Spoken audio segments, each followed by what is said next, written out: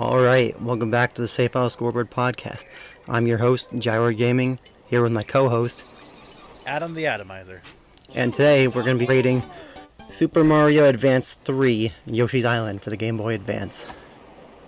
So first, let's talk about how much we play this game. So, I know that I remember a DS version for some reason of this game that I used to play as a kid, and I don't remember how far I got. Pretty far, honestly, but then on this version I played for maybe an hour, long enough to basically confirm, yes, this is the game I played as a kid, and I'm pretty sure I know enough to rate it based off of that. So that's my experience with this game this past couple of weeks. What about you, Atomizer? So I played this game for maybe about an hour or so, like he said, and it got me through a few levels. And I think with the perspective I got from this game, it has given me the chance to basically remember the DS game that he just said about, because I played this game too when I was a kid, and I wanted to compare it to that game. And I think that it's pretty similar, so I think it's given me the opportunity to come up with a good score for it. Alright, so first category on our list, we got gameplay.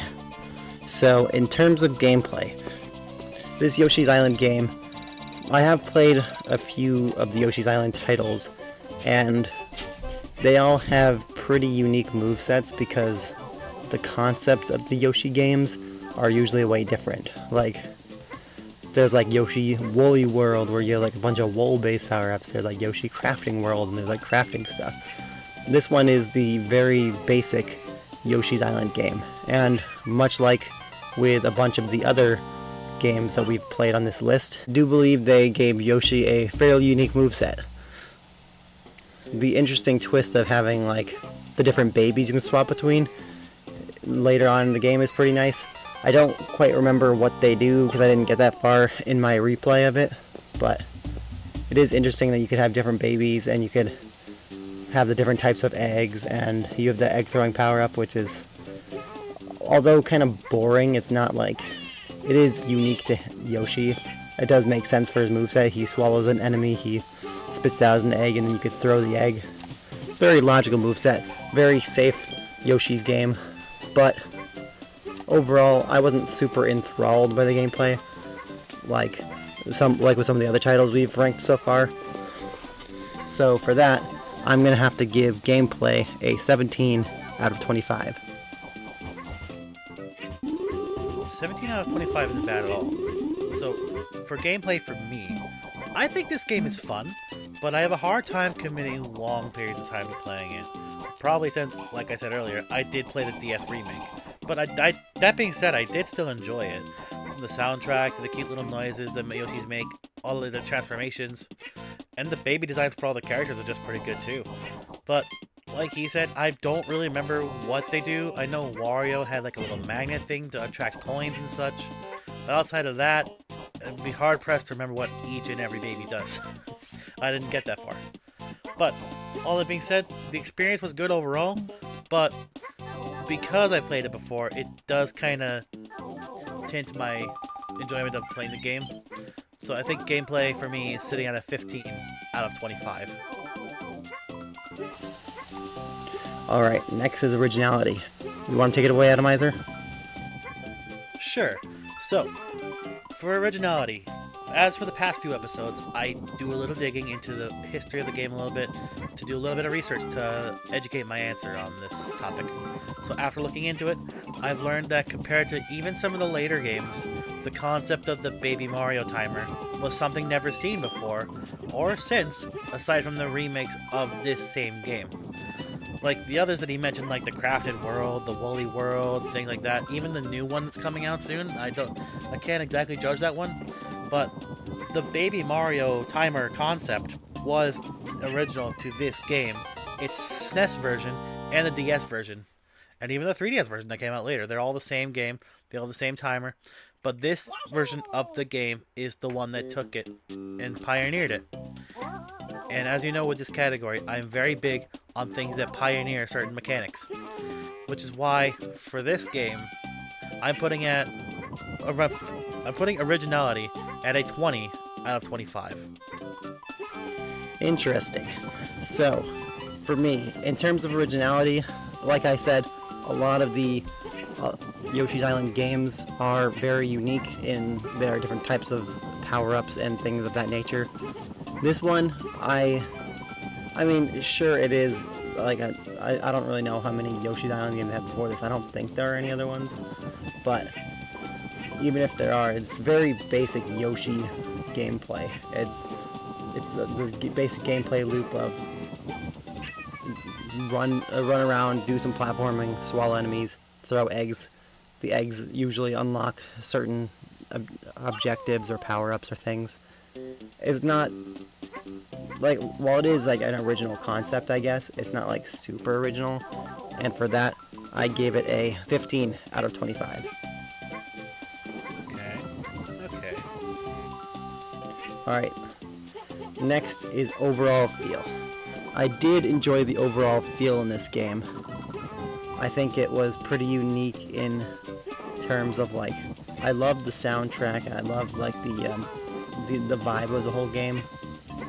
It was a very fun game as a kid, but as an adult I just couldn't bring myself to spend a ton of time in this game.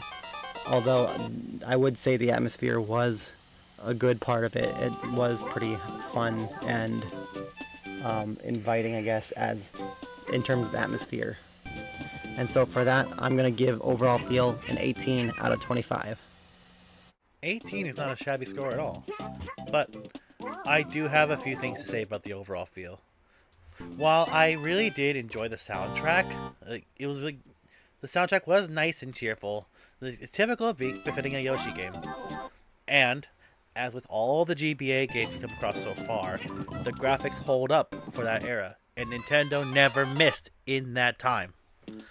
Kind of makes me wish that they would go back to doing something like that. That being said, the controls did tend to be a little tricky to get behind. Like, whenever I was trying to throw an egg at an angle, trying to line up the shot by moving around, the cursor would just stick straight up. Like, that would make me have to get under the cloud I'm trying to aim at, and therefore accidentally running into enemies. Like, it made it a bit trickier to aim the egg, but I did adapt eventually. It was just that the control scheme did bother me a little bit. But that's really the only complaint I have about overall feel. But given that that's the core mechanic of the Yoshi games, that does affect the score quite a bit. So for me, I'm sitting overall feel at a 16 out of 25. Now on to replayability. So, for replayability, like I said at the beginning, I played this game as a kid, so already this is me replaying the game. And that in and of itself has affected my rating for this category. While it is replayable, like, I could keep playing this game, it doesn't really capture my enthusiasm like some of these other games did. Like the Metroid game and the Kirby game, both of those really captured me and made me want to keep playing. This game just did not do that. I was kind of not really having the most fun that I've had in some of these Game Boy Advance games, which is why I feel safe to give this replayability a rating of 13 out of 25. You're not gonna believe this, but let me just explain my reasoning first. While I do think this game is cute and fun, I only really see myself coming back to it to complete the game, really. And then it most likely is going to fade into the rest of my game library, because I have just so much more going on. Like, I do enjoy it, but I've played it before. So that is affecting my score. And that's why my score is also a 13 out of 25. So that brings my total to 63 out of 100. Thus bringing my score to a 64 out of 100. Really, really, really close tie. There's not really going to be much debate here. Yeah, so I guess that would put it at B tier. I don't think any of us are going to be arguing against that. No, not really. It's right smack dab in the middle. And if we look at our full scoreboard, we have Shrek 2 at 62. We're both above that. So, do we want to put it at 62 or 63 in our scoreboard? Let's just stick it on 63 because that was your actual score. Works for me. Yoshi gets a 63 out of 100, putting it right in between Wario Land and Shrek, but it is literally 1 point above Shrek. I know people that are actually going to be mildly concerned that we keep putting another game above Shrek. Yeah. Honestly, I feel like I would not be able to put it below Shrek, personally. I like the game. Not really, no. I like the game, it's just, I don't know, it seems not super exciting, you know what I mean? Mm-hmm. Like, this way we at least gave the game a fair shake. Yeah, exactly. So, for next week's game, it is my choice. Now, this is going to come out of left field considering we've been playing Game Boy Advance games for the past couple weeks, but I wanted to shake it up a bit, pick something that might be controversial between us. It's a really highly reviewed game, so maybe it'll be good. It's called Limbo. It's a puzzle platformer that you can get on Nintendo Switch, Xbox, PlayStation, PC. It looks very, it's an indie game, so it looks very unique, which I feel like could bring an interesting perspective to some of these games we've been playing. We've been playing mainline Nintendo games for like the whole time. And when did it say this game came out? I don't know. Let me. 2010. Oh, dang, so it's been around for a while. Yeah, it's been around for a while, but what's it called? The screenshots I've seen look pretty interesting and look like it's a pretty nice art direction. So I'm intrigued. I kind of want to see how it goes. But like looking at the reviews, it shows me it's like a 9 out of 10 on Steam, 4.4 out of 5 on PlayStation, 90% on GameFAQs. So it's like a really highly rated game. Fair enough. I'm gonna give it a try. Yeah. So I'll have to find a way to get it either on PC or my Switch. One of the two. So I could do both. Yeah, I can send you a link. I have it on my PC here. All right, so that's it. Thank you guys for watching. If you liked it, please like, comment, subscribe. You know, all those things. And check out Atomizer's channel. He does stream every Monday, Wednesday, Friday, Monday, Tuesday, Wednesday, Thursday. I'm dumb. Tuesday, Wednesday, Thursday. Tuesday, Wednesday, Thursday, and Saturday. So check out his channel. Or I don't really release a ton of videos anymore. I did for that 1 month in November, and then I kind of burnt myself out. So now we just do the podcast. But check out the Patreon as well. Eventually we're going to get back to uploading more, but we have a couple videos up there already if you want to check them out. It would mean the world to us if you subscribe, because we put a lot of time and effort into those edits. So. And without further ado, we're going to sign off. See ya. See ya.